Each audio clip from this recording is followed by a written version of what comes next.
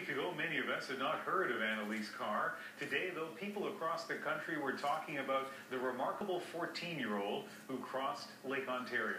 In a moment, we'll look at the science behind the record-setting swim, but first, let's hear from her.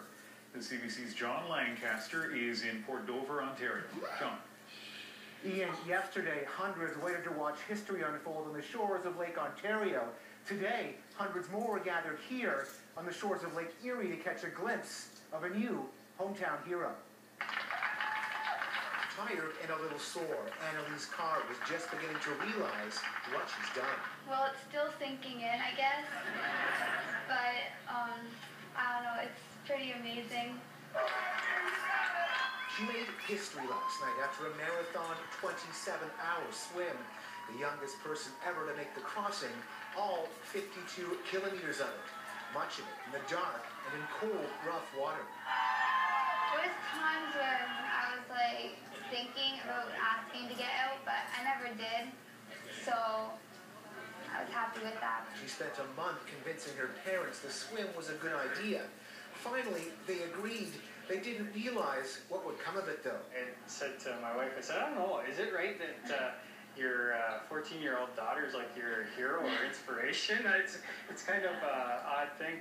Carr hoped to raise $30,000 for a summer camp for kids with cancer. Instead, she raised more than $100,000. She's sending 150 children to camp this year.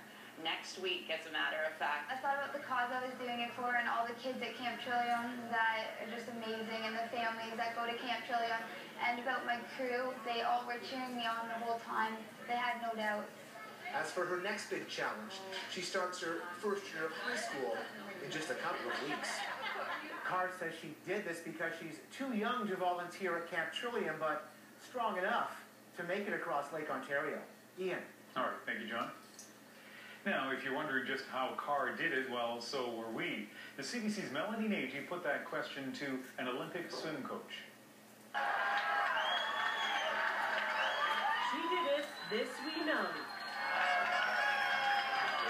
But just how did Annaleise Carr do it? To answer that, let's start at the beginning.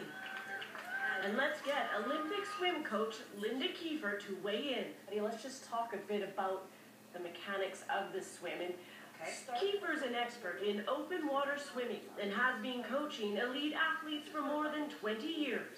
I imagine she has two caps on, which again would hold some heat in. Body preparation. Kiefer says it's essential on swim day.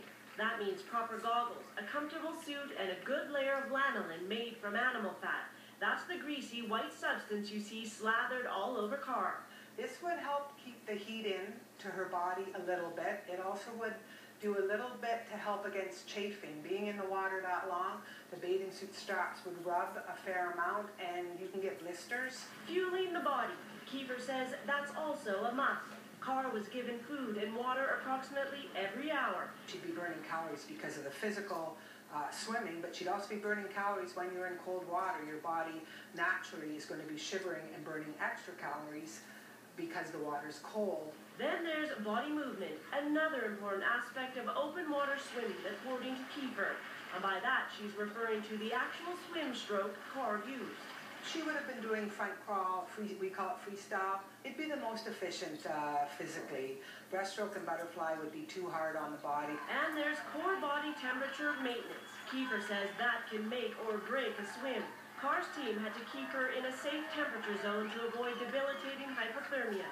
To do that, she swallowed this tiny high-tech thermometer, which allowed them to track her temperature and keep it at a stable 37 degrees. Is it excited? Kiefer says all those body basics indeed helped Carr complete her swim. But there's one more thing. Huge mental strength. A strong, determined mind. That's definitely something Carr's got. Combine that will with her well-trained body, and you've got a history-making achievement. Melanie Nagy, CBC News, Toronto.